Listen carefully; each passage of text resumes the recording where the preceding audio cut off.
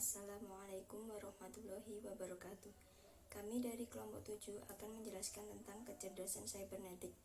Langsung saja pada materi, yaitu yang pertama, sejarah dan definisi cybernetik. Cybernetik merupakan kata serapan dari kata cybernetic, yakni sistem kontrol dan komunikasi yang memungkinkan umpan balik atau feedback.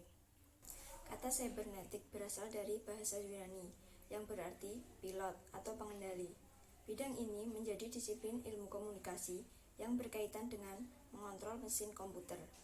Istilah cybernetik berkembang menjadi sesuatu yang berhubungan dengan internet, kecerdasan buatan, dan jaringan komputer.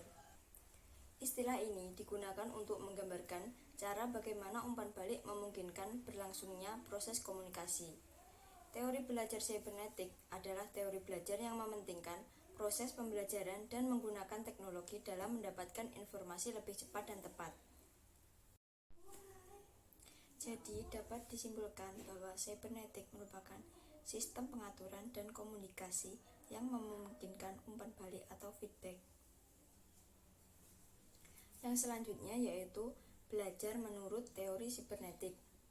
Menurut teori sibernetik, belajar adalah pengolahan informasi. Proses belajar memegang peran penting, namun yang lebih penting lagi adalah pengolahan sistem informasi. Sistem informasi mempunyai peran penting dalam memudahkan penyampaian materi pembelajaran yang akan disajikan kepada siswa. Jadi, dapat disimpulkan bahwa teori belajar sibernetik adalah teori belajar yang mementingkan proses pembelajaran dan menggunakan teknologi dalam mendapatkan informasi yang lebih cepat dan tepat. Di sini saya akan menjelaskan tentang pemrosesan informasi dalam teori belajar sibernetik.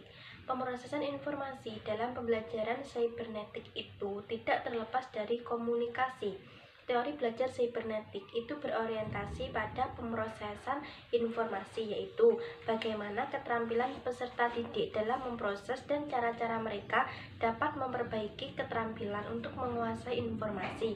Dan pemrosesan informasi itu mengacu kepada cara-cara orang menangani rangsangan dari lingkungan, mengorganisasikan data, melihat masalah, lalu mengembangkan konsep, dan memecahkan masalah dengan menggunakan lambang atau simbol, baik verbal maupun non-verbal.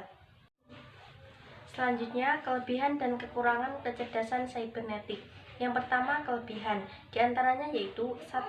Cara berpikir yang berorientasi pada proses yang lebih menonjol. Yang kedua, kapasitas belajar yang dapat disajikan lebih lengkap.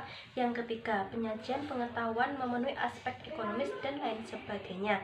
Sedangkan kekurangannya yaitu terlalu menekankan pada sistem informasi yang dipelajari dan kurang memperhatikan bagaimana proses belajar berlangsung. Di sini saya akan menjelaskan mengenai implikasi sibernetik pada pembelajaran abad 21. Kita telah mengetahui bahwa sibernetik ini sejalan dengan perkembangan teknologi dan ilmu komunikasi. Harapannya informasi yang diperoleh siswa itu bisa diterima secara utuh dan tersimpan dalam sistem informasi, sehingga kemampuan berpikir siswa itu bisa lebih semakin meningkat dan kritis. Pentingnya penerapan sibernetik pada pembelajaran kali ini adalah siswa itu dalam kesehariannya sudah dilingkari dengan teknologi yang semakin canggih.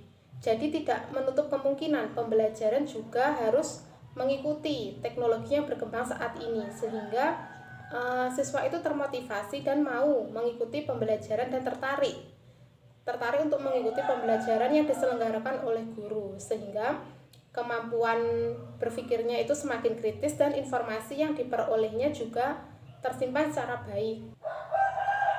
Selanjutnya, saya akan menjelaskan mengenai implementasi sibernetik pada pembelajaran, khususnya pembelajaran PAI. Implementasi sibernetik yaitu pembelajaran yang menggunakan fasilitas komputer maupun LCD dan aplikasi lainnya. Komputasi dalam hal ini bukan saja untuk mengolah data, namun juga dapat untuk meningkatkan kemampuan pemecahan masalah serta membangun pengetahuan yang baru untuk siswa. Contoh penerapan dari sibernetik ini pada pembelajaran yaitu guru menggunakan video call. Kemudian bagaimana sih model pembelajaran yang selaras dengan sibernetik? Misalnya model pembelajaran kooperatif dengan cara guru memberikan stimulus kepada siswa.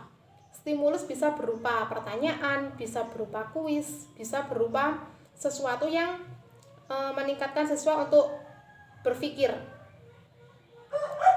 Pengolahan informasi yang merupakan tujuan dari sibernetik, penekanan dari sibernetik ini terjadi ketika siswa itu mendapatkan stimulus tersebut.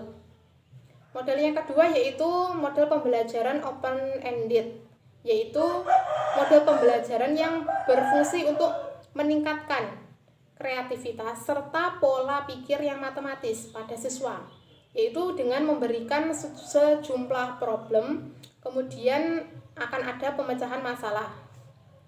Sekian presentasi dari kelompok kami, banyak kekurangan kami mohon maaf.